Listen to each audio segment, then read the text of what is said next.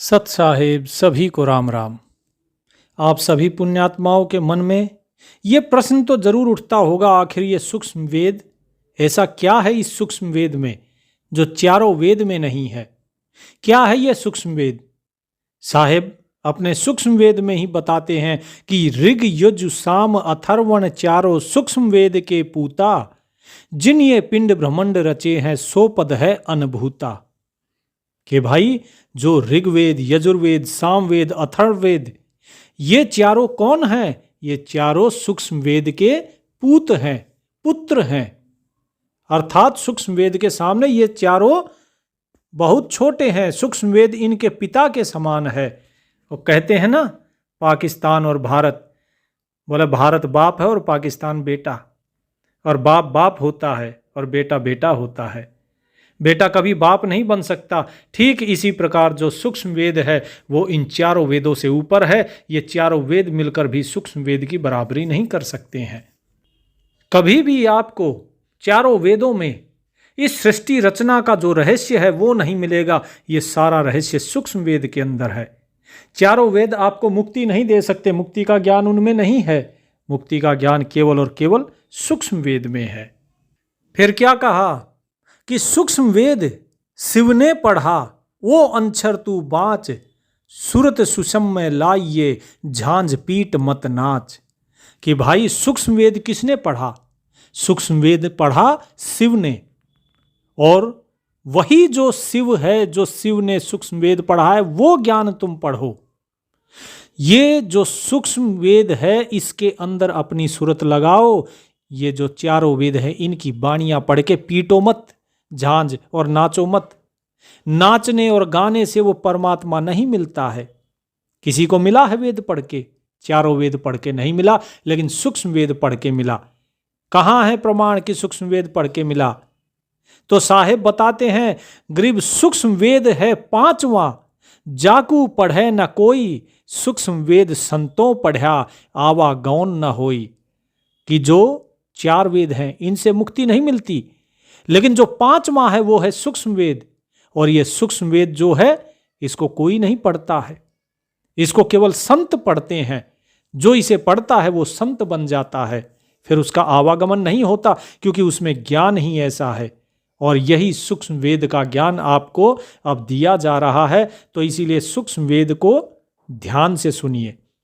इसी सूक्ष्म वेद के अंतर्गत साहिब ने बताया कि सहज मार्ग क्या है। कबीर साहब ने बताया कि क्या है सहज मार्ग, किस प्रकार से आप सहज मार्ग पे चलते हुए और प्राप्त कर सकते हैं उस मालिक को। तो साहिब ने आपको पहला जो सीढ़ी थी, पहली सीढ़ी क्या बताई? पहली सीढ़ी थी कि अपने मन के जितने विकार हैं उन सभी को दूर कर देना। और दूसरी सीढ़ी क्या बताई? दूसरी सीढ़ी बताई कि आपकी जो सुषुम्ना नाड़ी है इसके चक्रों को जागृत करना। बहुत से लोगों की जो ऊर्जा होती है, जो चक्र हैं, वो सोए रहते हैं। वे इतने अधिक इस संसार के अंदर लीन रहते हैं कि वो इसके जो सत्संग है, इस सत्संग के बाद भी वो जागृत नहीं हो पाते। तो उनके लिए साहिब ने बताया वे सभी मंत्र कि भाई आप इन मंत्रों का जाप करो। इन मंत्रों के जाप करने से आपका भला होगा और आपके अंदर जितने भी जो कहिए कि आपके चक्र जो जागृत नहीं है वो जागृत होने शुरू हो जाएंगे। और उसके बाद आपको प्राप्ति होगी अर्थ, धर्म, काम, मोक्ष की। तो कबीर साहब ने अभी तक बताया कि जो कंठ कंवल है उस कंठ कंवल के अंदर अद्या, भवानी या दुर्गा कहिए उसका निवास है। और वहां तक जो भाग है ये पिंड में आता है। 5 मंत्रों का जाप ये पिंड का जाप है। इसके बाद आगे आता है छठा मंत्र। तो छठे मंत्र में उससे पहले साहिब क्या कहते हैं कि अब छठा मंत्र तो बाद में आएगा, लेकिन पहले आपको क्या करना है कि पहले क्या है? कुंज कंवल है। और उस कुंज कंवल में क्या है? उस कुंज कंवल में बोले बग भौरा दुई रूप लखाई, तापर कुंज कंवल है भाई, बग भौरा दुई रूप लखाई, निज मन करत तहां ठकुराई, सो नैनन पिछवारा है। अब ये कमल कहां पर है? ये कुंज कंवल है आपकी आंखों के पीछे। जो आंखों के पीछे है ये कुंज कवल है, वहां पर किसका स्थान है? वहां मन रहता है। और वहां पर आपको कैसे दिखाई देता है? बग भौरा, बग अर्थात बगुला और भौरा अर्थात जो भौरा होता है, भंवरा, फूलों का रस पीता है। तो इन दोनों का रंग कैसा है? बगुले का सफेद और भौरे का काला। तो ये दोनों जो हैं, ये दोनों आपके कुंज कमल में रहते हैं। क्या है ये सफेद और काला? ये है आपकी आंखें। यानी कि जो आपकी आंखें हैं, इन आंखों के अंदर जो तिल है, जो बिल्कुल बारीक सा है, बोले वहां पर जो है वो मन रहता है, उस स्थान पर, इनके पीछे। और वही सारी ठकुराई चला रहा है। वो सब कुछ देख रहा है और सब कुछ देखते हुए भी वो इस सारे जो आपका लेखा जोखा है ना, वो सब कुछ रखे हुए है। उसी की ठकुराई चल रही है, क्योंकि आप उसी के अधीन होकर तो सारे कर्म कर रहे हो। अगर मन ना हो तो आप मुक्त हो जाओ। ये मन ही इस बाहर की माया में फंसा हुआ है, इसीलिए आप बंधन में फंसे हुए हो। साहिब कहते हैं कि ये श्वेत और श्याम वर्ण का जो या बग भोरा जो बताया है, ये दो रंग दिखाई देते हैं। तो ये किस लिए है? एक है आपका सफेद, कहने का अर्थ है कि जो नूरी मन है, शुद्ध मन, जो आपको हमेशा अच्छे काम के लिए प्रेरित करता है, गलत काम करते समय आपको रोकता है। और दूसरा है काला, जो काले मन का है, खाकी मन जिसे कहा गया है। सूक्ष्म वेद में उसे खाकी रंग से दर्शाया जाता है कि भाई ये खाकी मन है। तो साहेब कहते हैं इस खाकी मन से बचना चाहिए और नूरी मन की बात हमें माननी चाहिए। जो सफेद मन है उसे नूरी मन कहा जाता है। तो साहिब कहते हैं कि देखो, जितने भी कवल हैं, इन सभी का भेद मैंने आप सभी को बताया, और ये सारी रचना इस पिंड के अंदर है। और क्या करना है? अब आपको इस पिंड से अपनी सूरत को जागृत करके आगे लेकर जाना है, तो आपको सत्संग करना होगा। सतगुरु जो है, उस सतगुरु को धारण करना होगा। और इस जो कुंज कवल है, इससे आगे चलने के लिए आपको सतनाम का उच्चारण करना होगा, जो कि आपको हम बता चुके हैं। कवलन भेद किया निर्वारा, यह सब रचना पिंड मंझारा। सतसंग कर सतगुरु सिरधारा, वह सतनाम उच्चारा है। कि भाई सतनाम का उच्चारण करो, सतनाम का सुमरन करो, तब जाके जो है आप इस पिंड से आगे चलोगे। तो जो जाप है यहाँ का, जो छठा जो चक्र बताया गया, उसका क्या है? ये सतनाम। तो जिसे कि हम बता चुके हैं सत्संग में। इसके बाद क्या है? ये तो सारे मंत्र हो गए। अब बात आती है आगे की, कि अब यहां से खेल शुरू होता है सारा अंड और ब्रह्मांड का। साहिब कहते हैं कि देखो, आपने ये सारी सुषमणा के चक्र जागृत किए। चक्रों के जागृत, यहां देखिए, चक्र जागृत करने का अर्थात ये नहीं है कि आपने जो है उनकी सारी ऊर्जा प्राप्त कर ली, नहीं, हमें सिर्फ वो एक्टिव करने हैं। जो व्यक्ति इन चक्रों को जागृत करके और कुंडलिनी को जागरण में, कुंडली के जागरण में लग गया, उस कुंडलिनी का जागरण में लोगों को सिद्धियां प्राप्त होती हैं, और जो सिद्धियों के चक्कर में फंस गया वो समाप्त हो जाता है। इसीलिए बहुत से लोगों को आपने देखा होगा, कुछ बोल दिया तो वो सच हो जाता है। सिद्धि होती है किसी किसी के पास, वो सारी सिद्धियां ऐसे ही प्राप्त होती है। जो मूल चक्र है, उस मूल चक्र को ही अगर आप जागृत कर लोगे, अपनी कुंडलिनी जागृत कर लोगे, वहीं तक भी मूल चक्र और स्वाधिष्ठान चक्र तक, तो आपके अंदर बहुत ज़्यादा सिद्धियां आ जाएंगी। लेकिन साहिब कहते हैं उस तरफ ना जाना। जो साधक हैं, जो भक्त हैं, उनको उधर नहीं जाना। सिद्धियां ये सब दासी हैं संतों की, वो अपने आप ही मिल जाएंगी। आपको क्या करना है? आपको उससे आगे चलना है, इन 6 चक्रों से आगे चलना है। कैसे चलना है? कि आंख नाक मुख बंद कराओ, अनहद झींगा शब्द सुनाओ। उसके लिए आप जब चलते हो और सुमरन करते हो, तो जब सुमरन करते हो तो आपकी जो पहला पड़ाव आता है, जो आपको बताता है कि हाँ भाई आप सही दिशा में चल रहे हो, उसमें क्या होता है? उसमें आपको आंख, कान और अपना मुख बंद करना होता है। आंख अर्थात बाहर का दृश्य मत देखो, कान अर्थात बाहर की बातें मत सुनो, और मुख अर्थात मौन रहो। जब आप मौन रहते हो, बाहर की दुनिया से कट ऑफ हो जाते हो, कट जाते हो, तो आप अंदर उतरते हो। और जब अपने अंदर उतरते हो तब साहिब कहते हैं अनहद झींगा शब्द सुनाओ, अर्थात तब आपको एक झिंगुर की आवाज़ सुनाई देती है। जब ये झिंगुर जैसी आवाज़ शुरू होती है तो वो अनहद चलती है लगातार। बहुत से लोग इसे ही अनहद नाद समझ लेते हैं, नहीं, ऐसा नहीं है। ये वो अनहद नाद नहीं है, ये तो बहुत हल्की आवाज़ है। इसके आगे और भी बहुत कुछ है जो कि आगे साहिब बताते हैं। साहिब क्या कहते हैं कि दोनों तिल एक तार मिलाओ। अब ये दोनों तिल कौन से हैं भाई? एक तार कौन सा है? तब देखो गुलजारा है कि जब ये दोनों तिल को एक तार के साथ मिला लोगे तब ये गुलजारा अर्थात प्रकाश आपको दिखाई देगा। तो क्या है ये दोनों तिल है आपकी दोनों आंखें।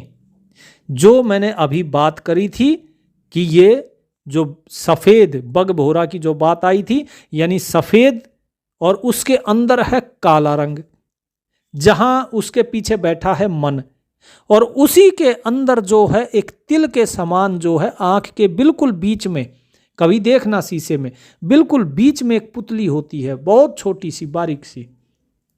उसी के माध्यम से ही हम सब कुछ देखते हैं। तो साहिब कहते हैं उसको दोनों आंखों के जो तिल हैं उनको एक तार के साथ मिलाओ। ये एक तार कौन सा है? तार वो है जो आपकी सांसों का तार जुड़ा हुआ है। जो ये सांसों का तार चल रहा है, सांस आ रही है और सांस जा रही है, लगातार ये सांस जो है ये जुड़ी रहती है। और जब हमारी ये आंखें जो हैं, आंखों का जो तिल है इस सांस पे केंद्रित हो जाता है। आंखें आपने बंद कर ली, आंखें आपने बंद करी यानी कि बाहर की पलक बंद करी, लेकिन जो अंदर का जो तिल है उसको आपको केंद्रित करना है। कहाँ? अपने नाक के अग्रभाग पे, अगले भाग पे, जहाँ पर आपकी सांस टकराती है वहाँ आपको इसे लगाना है। और जब वहाँ लगाओगे तो धीरे धीरे अभ्यास करते करते आपको एक प्रकाश दिखाई देना शुरू होगा। और उसी को साहिब ने कहा कि तब देखो गुलजारा है। तो यहाँ पर अब देखिए, पहली चीज़ क्या होती है साधक के लिए कि उसे झिंगुर की आवाज़ सुनाई देगी, और उसके बाद दूसरी चीज़ क्या होगी कि उसे एक हल्का हल्का प्रकाश दिखाई देना शुरू हो जाएगा। ये प्रकाश वो प्रकाश नहीं है जो कि आप सूरज के सामने बैठ जाएंगे, पलकें बंद कर लेंगे तो लाल लाल प्रकाश दिखाई देता है, उसकी बात नहीं हो रही, बल्कि एक थोड़ा तेज प्रकाश होगा। अब इसके बाद क्या हुआ? वो जो प्रकाश बढ़ेगा अब, तो उस समय आपको क्या करना है कि चंद सूर ये कई घर लाओ, सुषमन सेती ध्यान लगाओ, त्रिवेणी के संध समाओ, बहौर उतर चल पा रहा है। कि भाई अब जो अपनी जो चंद्र और सूर्य नाड़ी है, यानी आपकी इड़ा और पिंगला जो है, इन दोनों को एक ही घर लाना है। एक घर क्या अर्थात है? एक घर का मतलब है कि ये दोनों जो है एक साथ चलेंगी, एक साथ चलेंगी। और कहाँ पर जाकर मिलेंगी? जो आपका नाक का बिल्कुल ऊपर त्रिकुटी के पास जो है, त्रिकुटी के पास ये दोनों एक साथ मिल जाती हैं। और जब वहाँ मिलती हैं तो उसे कहा जाता है वो घर। और उसके बाद फिर क्या कहा कि सुषमन सेती ध्यान लगाओ। अब जो सुषमना नाड़ी है उस सुषमना नाड़ी के साथ इस ईड़ा और पिंगला नाड़ी का ध्यान लगवाओ, यानी कि इन तीनों को एक साथ मिला लो, ईड़ा, पिंगला और सुषमना। तो ये बन जाती है आपकी त्रिवेणी। अब इस त्रिवेणी की संधि के अंदर आप समाओ, यानी अब आपका ध्यान वहाँ पहुँच जाएगा। जो आपका ध्यान अभी तक लगा हुआ था श्वासों पे, और श्वासों के अंदर फिर ये प्रकाश दिखाई देना शुरू होगा। फिर ये प्रकाश अपने आप ही धीरे धीरे धीरे धीरे करते हुए और आपकी त्रिवेणी तक पहुँचेगा। और त्रिवेणी तक कब पहुँचेगा? जब आप इस सुषमना नाड़ी को चलाओगे ईड़ा पिंगला नाड़ी के साथ। कहने का अर्थ है कि आपकी जो दोनों नाक हैं, नोस्ट्रिल्स हैं, ये खुले होने चाहिए, और आपकी जो सुषमना है उसके जो चक्र हैं वो सक्रिय होने चाहिए। सक्रिय करने के लिए जो मंत्र थे वो आपको बताई दिए। तो अब आपका यहाँ पर ये तीनों नाड़ियाँ तैयार हो चुकी हैं। तो साहिब क्या कहते हैं कि भौर उतर जल पा रहा है, कि अब यहां से हमें पार चलना है। तो जब वहां पर हमारा जो चंद्र, सूर्य और सुषुम्ना, ये तीनों नाड़ी जब एक साथ त्रिवेणी पे आती हैं और हमारा ध्यान वहां पर लगता है, तो फिर जो ये झिंगुर की आवाज है, ये झिंगुर की आवाज बदल जाती है और किस चीज की आवाज सुनाई देती है? घंटे की आवाज सुनाई देगी, शंख की आवाज सुनाई देगी। घंटा शंख सुनो धुन दोई, सहस कमल दल जगमग होई, तामद करता निरखो सोई, बंक नाल धस पारा है। कि जो घंटे और शंख की आवाज सुनाई देती है, वो तो दोनों आवाज आपको सुनेंगे ही, इसके साथ साथ में जो सहस्र दल कमल है उसकी जो झिलमिलाहट है, वो आपको प्रकाश उसका आपको दिखाई देना शुरू हो जाएगा। लेकिन ये प्रकाश पूरी तरीके से आपको नहीं दिखाई देगा। क्यों नहीं दिखाई देगा? क्योंकि जिस प्रकार शाम का समय होता है तो उस समय सूरज हमसे बहुत दूर होता है, तो हम सूरज को बिल्कुल आमने सामने देख सकते हैं, हमें कुछ भी फर्क नहीं पड़ता। लेकिन जैसे जैसे वो सूरज ऊपर चढ़ता है तो हम उसकी तरफ देख नहीं सकते। वो घूम तो पृथ्वी के ही चारों तरफ रहा है, लेकिन उसके बाद भी हम नहीं देख सकते, क्योंकि अब वो हमारे बिल्कुल सिर पर है, वो हमारे नजदीक आ चुका है। केवल कुछ हजार किलोमीटर की दूरी में ही इतना फर्क पड़ जाता है। तो इसीलिए साहिब बताते हैं कि भाई आपको जो ये प्रकाश दिखाई देगा, ये जगमग प्रकाश होगा, मतलब झिलमिलाहट टाइप। और कहते हैं कि इसके बाद जो है तामद करता निरखो सोई, कि वो जो प्रकाश है उसके अंदर समझो कि यही वो करता है, जो करतार है वो यही है। इससे पहले जो भी ब्रह्मा, विष्णु, शिव या फिर अद्याथी या जो मन रूप में जो काल है, उसको नहीं बताया कि ये है ना, जो सहस्र कमल दल का जो प्रकाश जगमग है, कि समझो कि वो कर्ता का प्रकाश है। और उसके बाद अपनी बंक नाल के माध्यम से आप फिर आगे बढ़ते हैं। और जब आगे बढ़ते हैं तो फिर क्या होता है? उसके बाद फिर आपको डराया जाएगा। आप में से बहुत लोगों को हो सकता है, कुछ लोगों को एहसास भी हुआ हो, जो साधना में पुराने हो चुके हैं, जो बताते हैं कि हमें भय लगता है। तो साहिब यहां पर वो भेद खोल रहे हैं। साहिब कहते हैं, डाकिन साकिन बहुकिल कारे, जम किंकर धर्म दूत हकारे, सत्य नाम सुन भागे सारे, जब सतगुरु नाम उचारा है। कि देखो भाई, अब ये जितने डाकिन साकिन हैं, ये अलग अलग तरीके से चिल्लाएंगी, यानी कि जितनी प्रेत आत्माएं हैं, पिशाच हैं, ये सब आपको दिखाई देने शुरू होंगे। वो आपको डराएंगे ताकि आप किसी न किसी प्रकार से भयभीत होकर अपना सुमरन छोड़ दें। जम किंकर धर्मदूत हकारे, धर्म राय के जो दूत हैं वे सभी, और जो यम के जो दूत हैं वो सब के सब आपको किसी न किसी प्रकार से भयभीत करेंगे। लेकिन आपको भयभीत नहीं होना, बल्कि आपको अपने मन में और दृढ़ विश्वास कर लेना है कि जब तक सतगुरु मेरे साथ हैं, ये मेरा कुछ नहीं बिगाड़ सकते, क्योंकि मेरे साथ सतगुरु हैं। और जब तक सतगुरु का पल्ला आपने पकड़ा हुआ है, सतगुरु ने आपका हाथ पकड़ा हुआ है, तब तक आपका कोई कुछ नहीं बिगाड़ पाएगा। और जैसे ही सतगुरु का दिया हुआ सत्य नाम आप सुमरेंगे, तो ये सभी के सभी सुनकर भाग जाएंगे।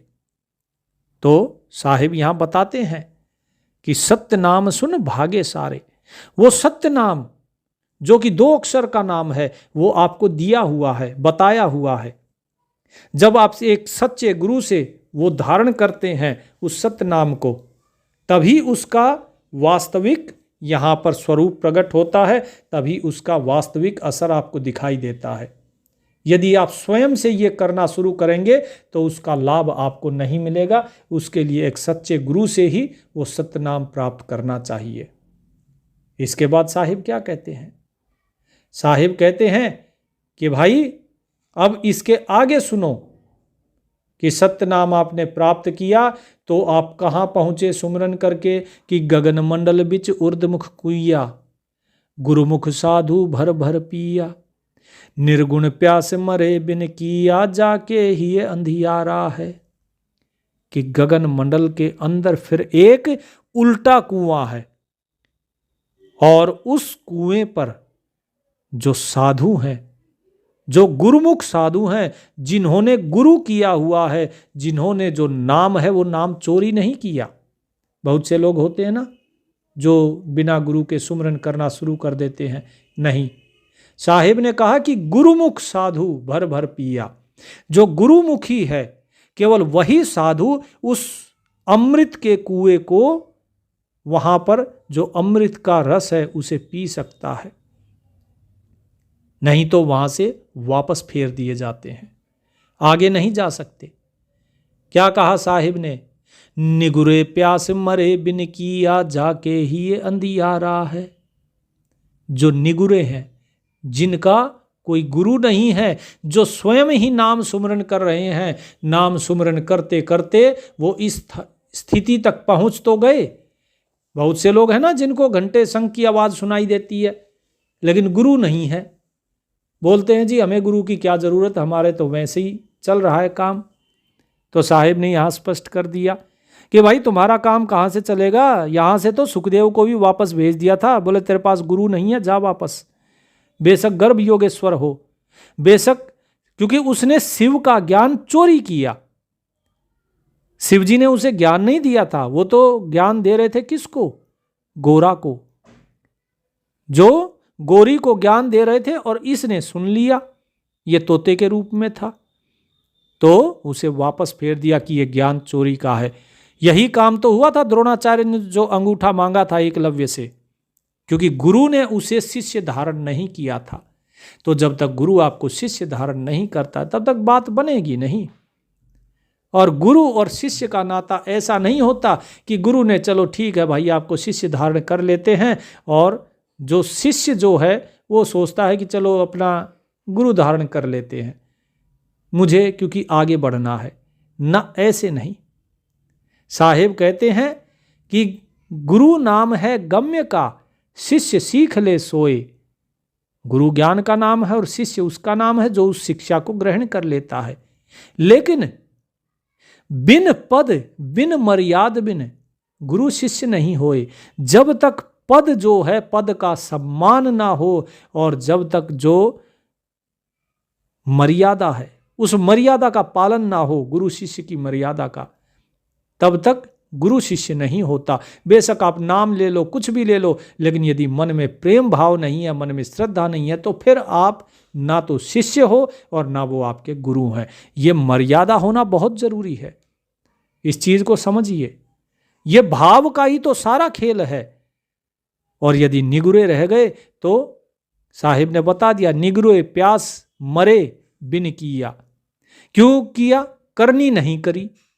करनी क्यों नहीं करी? बोले गुरु नहीं किया इसलिए, तो निगुरे रह गए। निगुरे रह गए तो भैया प्यासे रह जाओगे। फिर उस उल्टे कुएं से, उल्टा कुआं है लेकिन फिर भी उससे रस गिरता नहीं, लेकिन आप उसको पी नहीं पाओगे।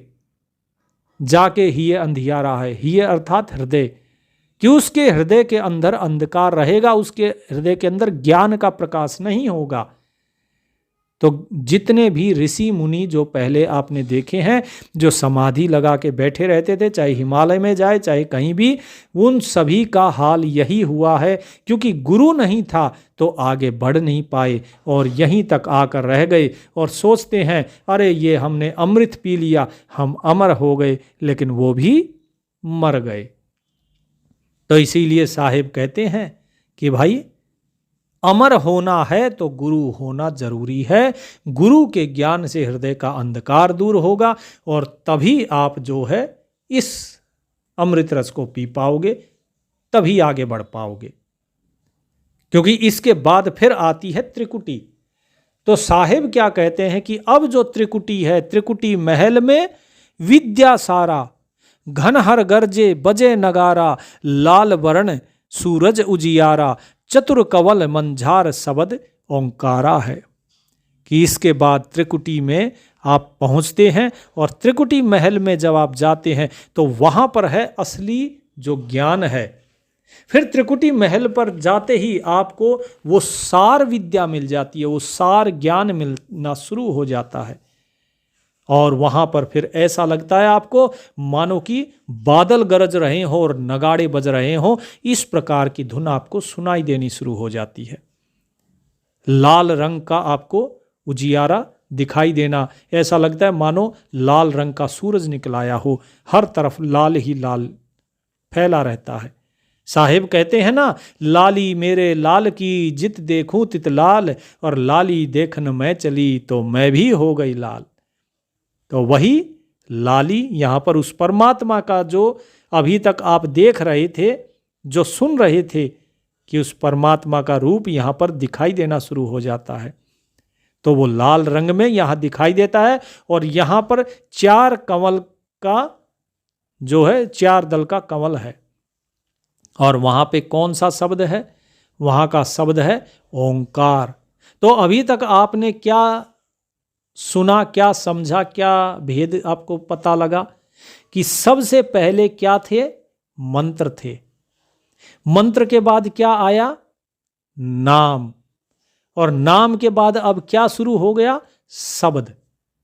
तो उम्मीद करता हूं कि आपको इनमें भेद समझ में आ रहा होगा कि सबसे पहले जो पिंड है, पिंड वालों को क्या कहा जाता है? मंत्र। मंत्र क्या है? मंत्र एक संकेत होता है। दूसरी चीज क्या बताई गई आपको? दूसरा था नाम। ठीक है जी। और नाम के बाद फिर तीसरी चीज क्या बताई जा रही है? कि ये तीसरा क्या है? ये तीसरा है आपका शब्द, कि शब्द ओंकारा है। इससे पहले क्या था? सत्य नाम उचारा है। ठीक है। तो नाम में, शब्द में और मंत्र में ये भेद समझिए। तो अब यहां से शब्द चलेंगे, यहां से अब अनहद शब्द चलेगा। और सार शब्द जो कहा जाता है ना, पहले क्या था? सार नाम, सत्य नाम। अब उस सार नाम से देखिए आगे नहीं बढ़ पाता कोई। अब जब सार शब्द जो है, सार शब्द प्रकट हो रहा है, और सार शब्द प्रकट ये आप बोलते नहीं हो, ये अपने आप प्रकट होता है। इसीलिए साहिब ने कहा वहां शब्द ओंकारा है, चतुर कमल मंझार शब्द ओंकारा है। ठीक है जी। इसके बाद फिर साहिब आगे और भेद खोलते हैं कि साध सोई जिन यह गढ़ लीना, 9 दरवाजे प्रगट चीन्हा, 10वां खोल जाए जिन दीना, जहां कुलफ रहा मारा है। कि भाई इसके आगे क्या है? जो साधु है वो जब इस गढ़ को, मतलब ये जो अभी तक का जो शब्द था ओंकार, जो इस ओंकार शब्द को प्राप्त कर जाता है, और उसके बाद फिर जो ये जो 9 दरवाजे हैं शरीर के, इन 9 के 9 दरवाजों को जो चीन लेता है, मतलब समझ लेता है, जान लेता है, परख लेता है, और उसके बाद इनको त्याग कर, और जो 10वां दरवाजा है आपके सहस्रार का, वहां पर जो पहुंच जाता है, अभी पहुंचा है, उसको पार नहीं किया, वो सिर्फ पहुंचा है। तो क्या कहा? जहां कुलफ रहा मारा है, कि वहां पर क्या लगाया हुआ है? ताला। ताला कहिए या फिर कहिए जो सील कर देते हैं ना, हम ताला लगा के ऊपर सील लगा देते हैं।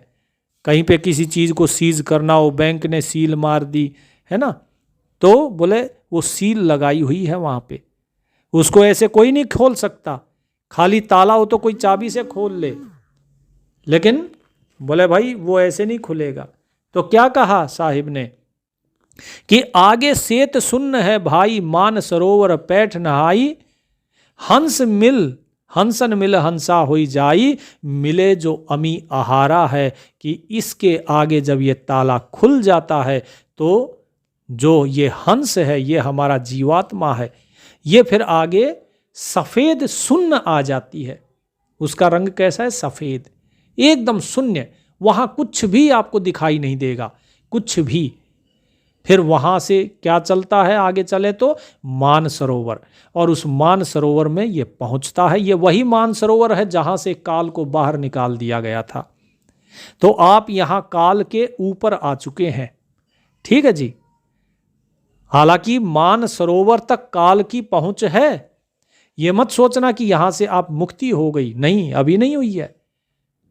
क्योंकि अभी आपका सिर्फ ओंकार शब्द ही तो आपने पाया है, और तो नहीं पाया।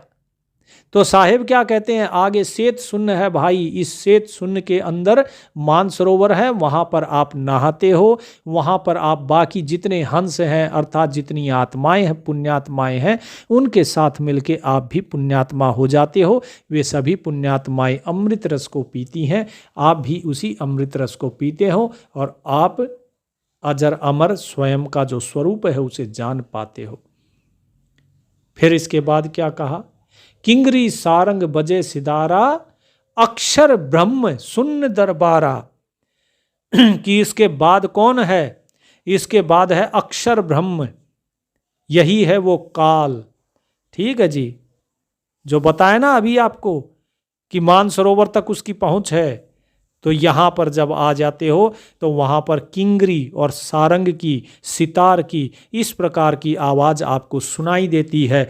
और ये क्या है, ये अक्षर ब्रह्म शून्य दरबार है उसका। इस शून्य में उसी अक्षर ब्रह्म का दरबार है। एक होता है शर ब्रह्म, एक अक्षर ब्रह्म, एक निहि अक्षर ब्रह्म। तो ये अक्षर ब्रह्म है। तो यहां शून्य दरबार है, और वहां पर जो जीव का स्वरूप होता है, इस हंस का जो स्वरूप होता है, यहां से आगे हम इस आत्मा को हंस शब्द से संबोधित करेंगे। तो क्या कहते हैं कि इसके आगे इसका जो स्वरूप है वो 12 सूर्यों के समान हो जाता है। इसका प्रकाश इतना तेज प्रकाश हो जाता है। खटदल कंवल मंझार शब्द रंकारा है। और जब यहां पहुंचते हैं तो वहां पे कितने दल का कंवल है, 6 दल का। अब एक चीज आपको बताता हूं, आपने शायद ध्यान नहीं दिया कि जो गणेश जी का था सबसे पहला कमल, उसकी कितनी पंखुड़ियां थी, कितने दल का कमल था, 4 दल का। और ठीक इसी प्रकार जो ओंकार था, जो त्रिकुटी है, वहां पर कितना था, 4 दल का ही कमल था। अब देखते जाइए कि नीचे जितनी सृष्टि थी जो पिंड में, वही सृष्टि यहां है। उसके बाद कितना है यहां पर, फिर जो ब्रह्मा का कंवल था वो कितने का था, वो 6 दल का कंवल था। तो यहां पर जो है कितने दल का कंवल बताया यहां भी, कि 60 दल कंवल मंझार शब्द ररंकारा है। कि यहां पर भी 6 दल का कंवल है, और यहां पर जो शब्द हो रहा है वो क्या हो रहा है, ररंकार। ठीक है जी। उसके बाद फिर आगे चलते हैं। अब नीचे से जब हम आ रहे थे तो ब्रह्मा के बाद अगला स्थान किसका आया था, विष्णु का। विष्णु के चक्र में कितने दल थे उसके कमल में, 8। तो हम आगे चलते हैं तो क्या कहते हैं साहेब कि महाशून्य सिंध विस्मी घाटी, बिन सतगुरु पावे नहीं बाटी, व्याघ्र सिंह सर्प बहुकाटी, तह सहज चिंत पसारा है। तो क्या कहा कि भाई अब इसके बाद जो महाशून्य है, महाशून्य की एक विषम घाटी आती है, और उसे पार कर पाना बिना सतगुरु के संभव ही नहीं है। वहां पर अनेकों अनेक व्याघ्र, सिंह, सर्प, इस प्रकार की चीजें हैं जो आपको काटती हैं, वे आपको डसने के लिए तैयार रहती हैं। इस प्रकार का, क्योंकि काल जो है, जो कि अक्षर ब्रह्म जो बताया, ये जब ऊपर है, इसके ऊपर जब हम चल रहे हैं तो इसने सभी तरफ ये सारी चीजें फैलाई हुई है। नीचे क्या फैलाया हुआ था, नीचे डाकनी शाकनी बहुकिलकारे बताई थी ना, प्रेत आत्माई वगैरह ये सब। और ऊपर क्या है, ऊपर सारे व्याघ्र, सिंह, सांप वगैरह ये सब, जिसको देख के व्यक्ति भयभीत होगा कि भाई ये मुझे काट ना ले। वे अटैक करते हैं, आक्रमण करते हैं। ठीक है जी। लेकिन वहां पर क्या है, तह सहज अचिंत पसारा है। सतगुरु जो है, सतगुरु वहां से पार लगा देते हैं, क्योंकि उसका जो रास्ता है ना, वो सतगुरु ही जानते हैं। उस महाशून्य को पार करने की, उस घाटी को पार करने का रास्ता केवल सतगुरु जानते हैं। सतगुरु के माध्यम से आप इन चीजों से बच के और उस रास्ते पर जा सकते हो, और जैसे ही उससे पार होगे तो साहेब बताते हैं कि वहां पर सहज और अचिंत्य का पसारा है, अर्थात सहज और अचिंत्य का लोक है, द्वीप है वहां। तो क्या बताया साहिब ने कि अब नीचे जो विष्णु था, विष्णु के कितने कमल थे? अष्टदल कमल था। तो यहां भी क्या है? वही चीज है कि अष्टदल कमल पार ब्रह्म भाई, दहिने द्वादश अचिंत रहाई, बाएं 10 दल सहज समाई, यो कवलन निर्वारा है। कि यहां पर जब आप आते हो तो सबसे पहले 8 दल का कमल है, उसमें कौन है? पार ब्रह्म। किस रूप में? वहां तो पार ब्रह्म है, और फिर द्वादश जो है नीचे में, जब पिंड में 12 कमल का कौन सा था? 12 दल का कमल शिव का। और यहां पे क्या है? दाहिने द्वादश अचिंत रहाई। तो यहां पर अचिंत है जिसके 12 कमल है, 12 दल है, 12 पंखुड़ियों का कमल है। और बाईं तरफ क्या है? पार ब्रह्म के बाईं तरफ है सहज, दाहिने तरफ है अचिंत, और जो सहज है उसके 10 पंखुड़ियों का कमल है। यो कमलन निर्वारा है। ठीक है जी। फिर क्या कहा साहिब ने? 5 ब्रह्म 5 अंडबीनी, 5 ब्रह्म नहीं अंछर चीन्हो, 5 अंड 5 ब्रह्म 5 अंड बीनो, 5 अक्षर ब्रह्म नी अक्षर चीनो। अब देखो, अभी तक तो किसकी बात चल रही थी? अक्षर की। अक्षर क्या बताया था मैंने? काल। काल के बाद फिर साहिब क्या बता रहे हैं कि 5 जो ब्रह्म थे, इन 5 को 5 अंड दिए गए। ठीक है जी, अर्थात 5 द्वीप दिए गए। और ये 5 जो ब्रह्म हैं, इनको क्या मानो? ये नी अक्षर है, अर्थात इनका नाश नहीं होता। 4 मुकाम गुप्त तहकीन हो, जामद बंदीवान पुरुष दरबारा है। ये आगे 4 मुकाम और हैं जो गुप्त है, और ये जो 4 मुकाम जो गुप्त हैं, वहां पर वो पुरुष का दरबार है।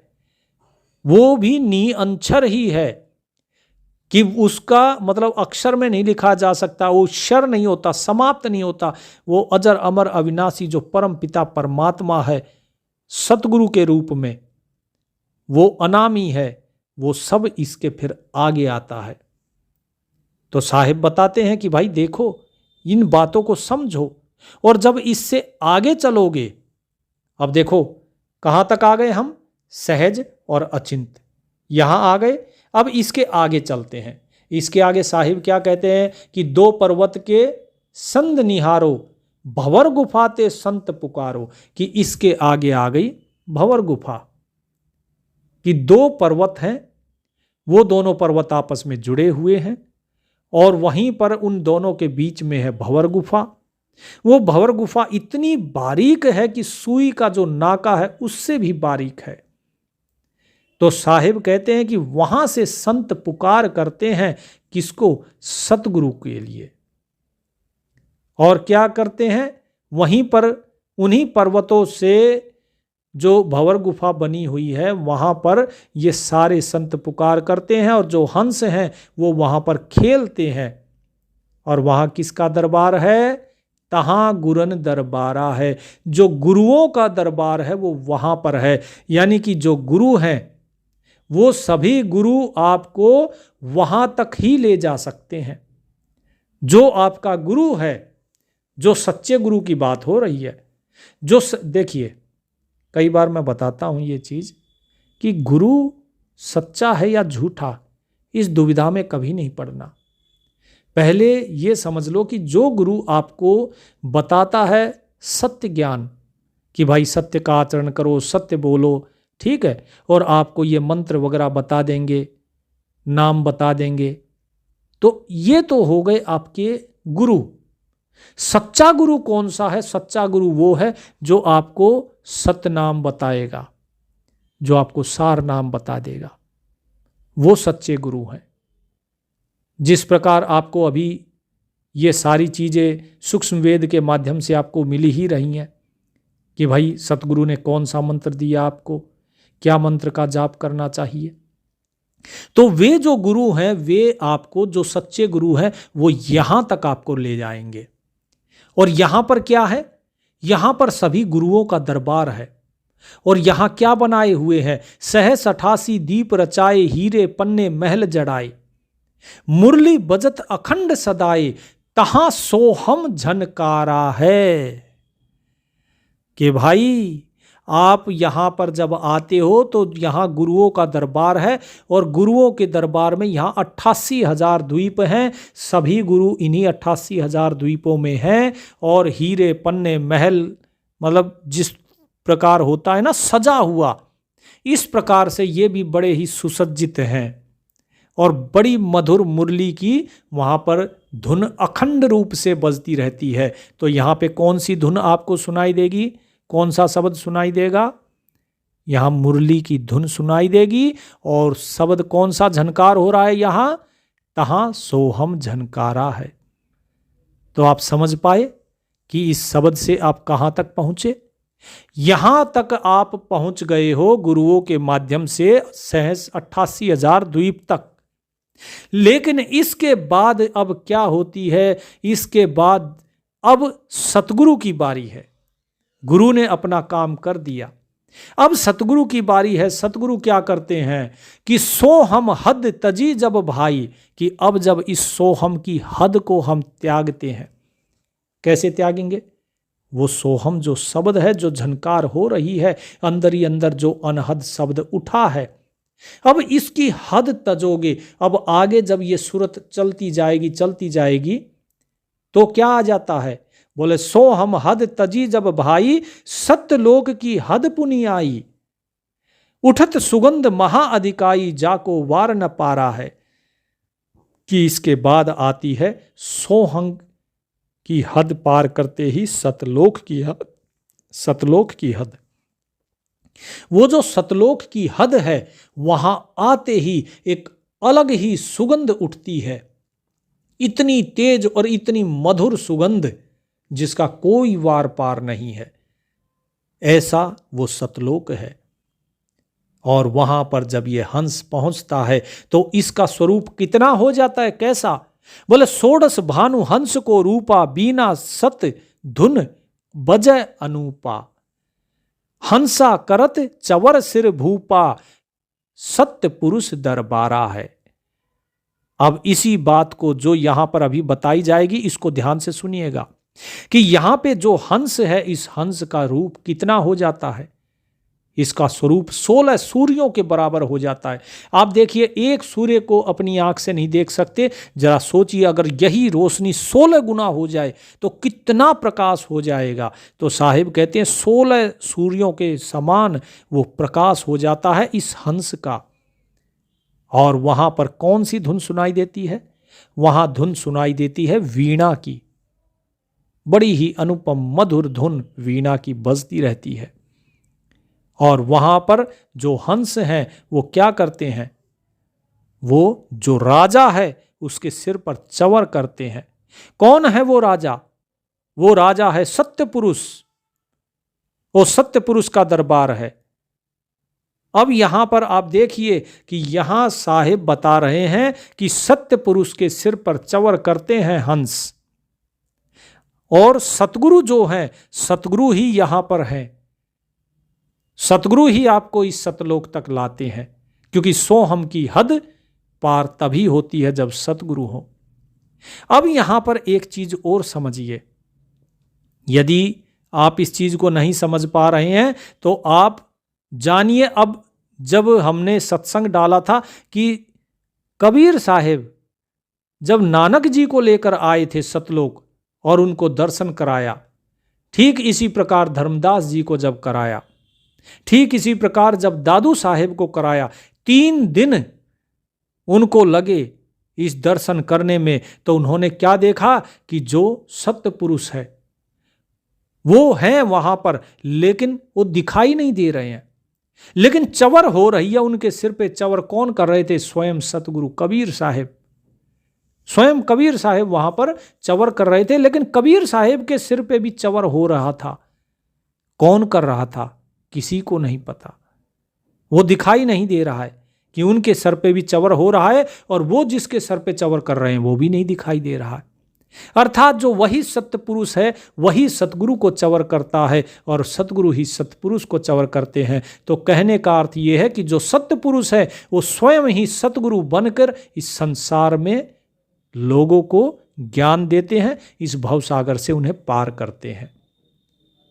तो यहां तक की उम्मीद करता हूं कि आपको बात समझ में आई होगी।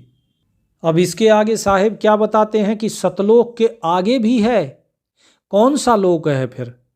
साहिब कहते हैं कि जब इस सतलोक में पहुंचते हैं तो 16 सूर्यों के समान है रूप। अब लेकिन आगे जब आप चलोगे तो जो आप प्राप्त करोगे वहां पर क्या है? बोले कोटिन भानु उदय जो होई, एते ही पुनि चंद्र लखोई, पुरुष रोम एक एक ना होई, पुरुष रोम सम एक ना होई, ऐसा पुरुष दीदारा है कि भाई करोड़ों सूर्यों के समान वहां पर उस सतपुरुष जो है, उस सतपुरुष के एक एक रोम से प्रकाश फूट रहा है। उसके एक रोम के प्रकाश के समान जो है कोई भी नहीं है, ऐसा उस पुरुष का दीदार है, दर्शन है। तो यहां पर सत्य पुरुष का दर्शन होता है। समझिए इस बात को कि सत्य पुरुष राजा के समान है, सत्य पुरुष का दीदार होता है, नूर रूप में है। तो उम्मीद करता हूं यहां तक बात समझ आई होगी।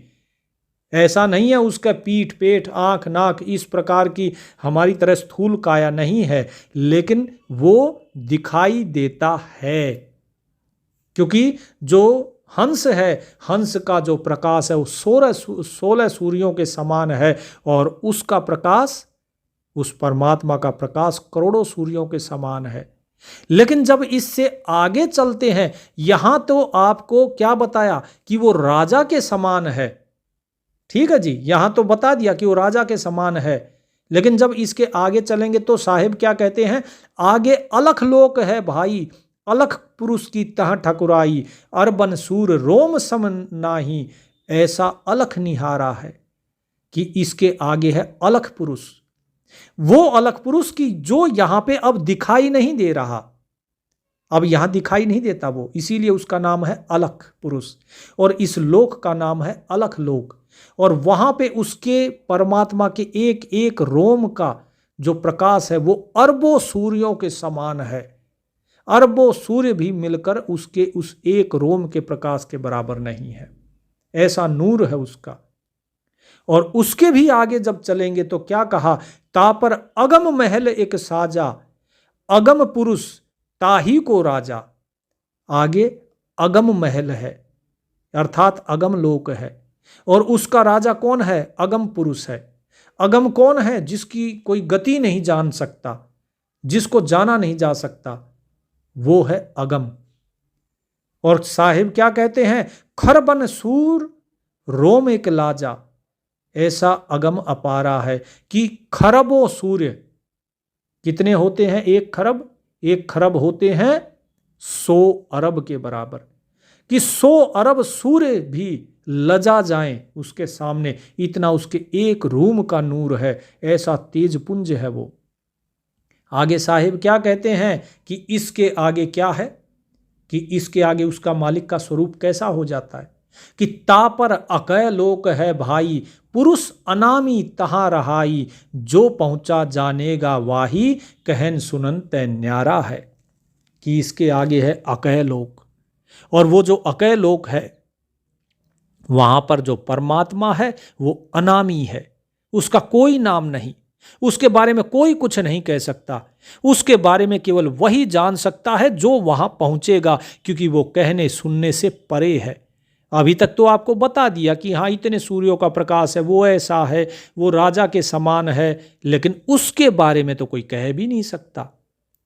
तो आपको पता लगा कि सतलोक में सतपुरुष है, सतगुरु के रूप में वो सबको पार करता है, वो स्वयं ही सतपुरुष है और स्वयं ही वो सतगुरु है। उसके आगे जैसे जैसे चलते जाएंगे वैसे वैसे परमात्मा का स्वरूप विशाल और विशाल होता चला जाएगा। लेकिन उसके बाद जो पहले एक रूप था वो रूप भी नहीं रहता, वो सभी रूपों से परे हो जाता है, सभी नामों से परे अनामी हो जाता है, कहने सुनने से परे अकह हो जाता है। और यही है उस परमात्मा का वास्तविक स्वरूप। और ये परमात्मा का स्वरूप निराकार है, निर्विकार है, यो सभी से न्यारा है। क्योंकि जो सत्य पुरुष जो बताया है, सत्य पुरुष और सतगुरु, वो न साकार है ना निराकार है, कहते हैं कि वो नराकार है। क्योंकि वो मनुष्य के आकार में जो है दिखाई देता है। मनुष्य के आकार का अर्थात ये नहीं है कि उसकी कोई सीमा है, हाथ पैर है, नहीं। वो तेज पुंज रूपी ही दिखाई देता है, लेकिन ऐसा प्रतीत होता है जैसे वो मनुष्य के आकार में है, इसलिए उसे नराकार कहा गया। लेकिन इसके आगे वो नराकार भी नहीं रहता, वो उसके आगे निराकार हो जाता है। और वो चीज स्पष्ट यहां पर साहिब ने बता दी है कि वो आगे अगम लोक और फिर अकह लोक में चला जाता है। और अकह लोक में उस परमात्मा का फिर कोई विवरण ही नहीं है। यदि विवरण होता तो साहिब जरूर बताते कि हाँ वो इस प्रकार का है, उसका ये रूप है, इसीलिए परमात्मा साकार है। हाँ, वो परमात्मा साकार है। कैसे साकार है? क्योंकि वो स्वयं इस पृथ्वी पर आके हमें अपना रूप दिखाता है, कभी कबीर साहिब के रूप में, कभी मुनिंद्र के रूप में, लेकिन वो अपना रूप, अपना आकार दिखाता है, इसीलिए वो साकार है।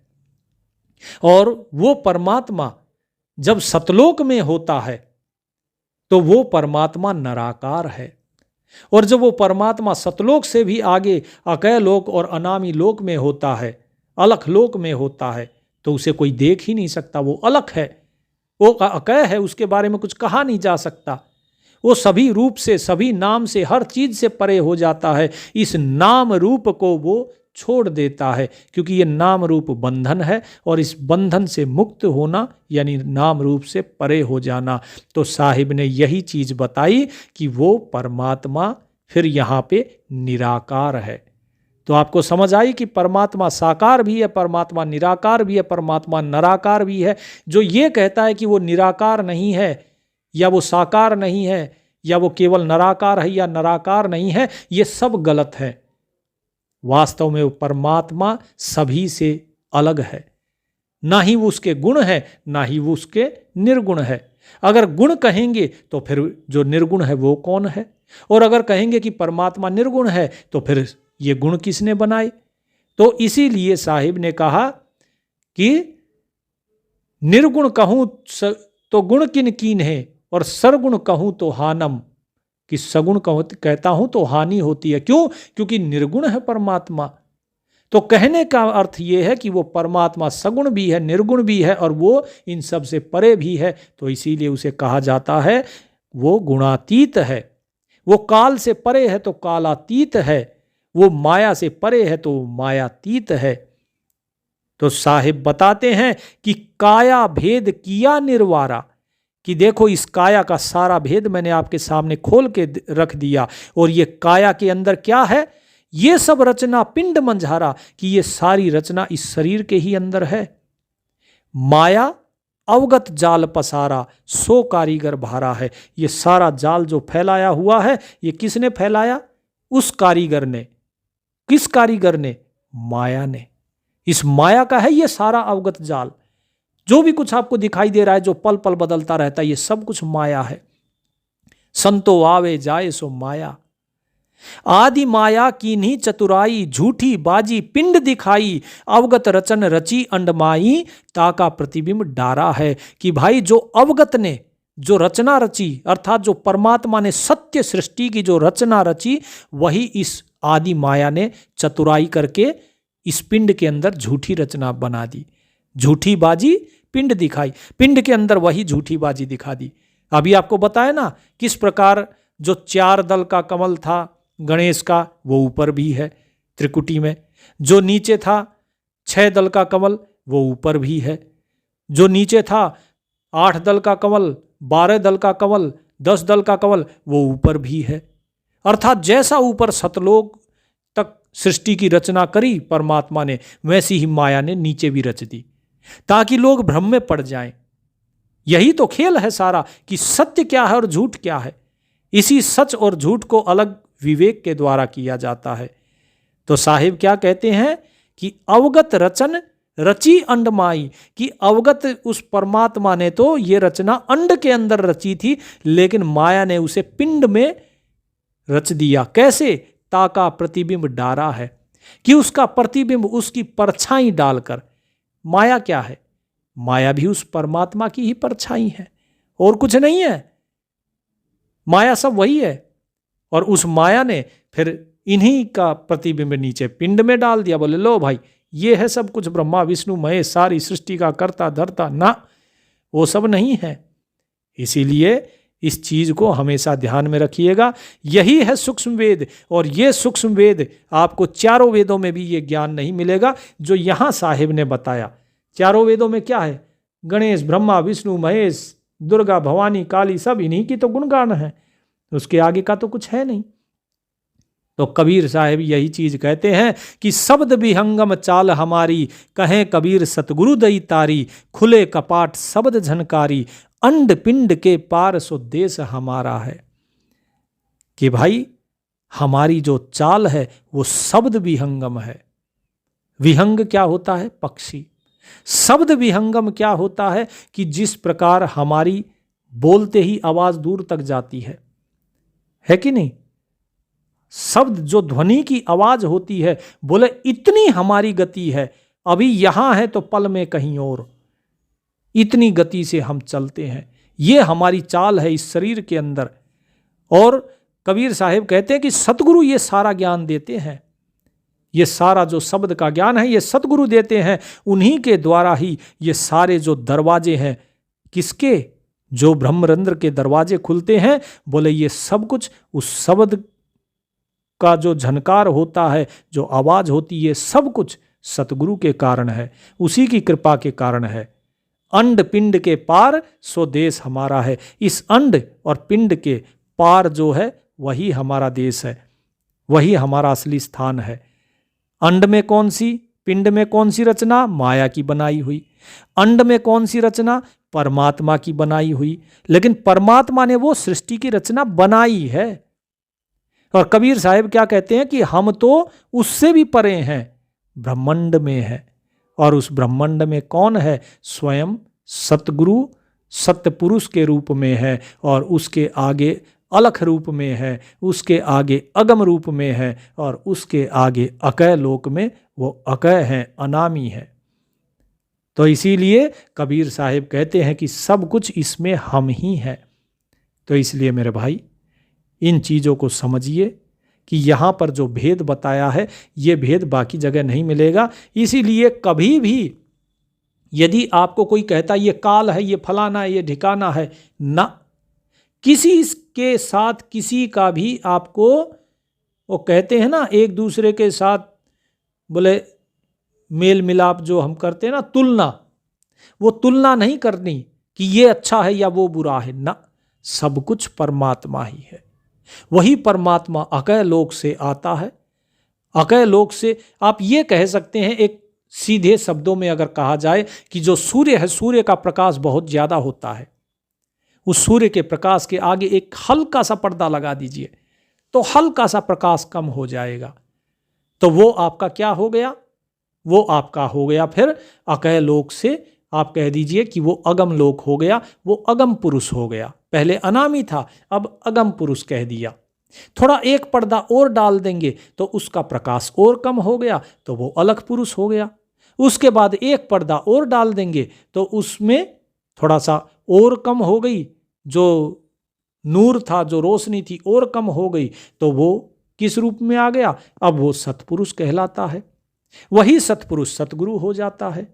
और वही सतगुरु, अब यहां पर अलग चीज समझिए, वही जो सतगुरु है वही आपको इस संसार में रूप धारण करके, नाम धारण करके ज्ञान देता है। लेकिन वहीं पर दूसरी तरफ क्या है? इसी प्रकाश को थोड़ा और कम कर दीजिए। जब ये प्रकाश और आगे आ जाता है तो फिर वही आपको दिखाई देना शुरू हो जाता है। जिस सूरज को आप देख नहीं सकते ना, उस सूरज को बाद में जैसे ही वो छिपने वाला होता है तो वो आपको बिल्कुल साफ दिखाई देता है और बड़ा दिखाई देता है। अब वो दिखने लगा, जिसे आप देख नहीं पा रहे थे अब वो दिखने लगा है। तो वो क्या हो गया, अब वो वहां से निर्गुण से सगुण हो गया। जिसका आकार अभी तक आप देख नहीं पा रहे थे अब उसका आकार देख पा रहे हैं, अब वो साकार हो गया। ठीक है जी।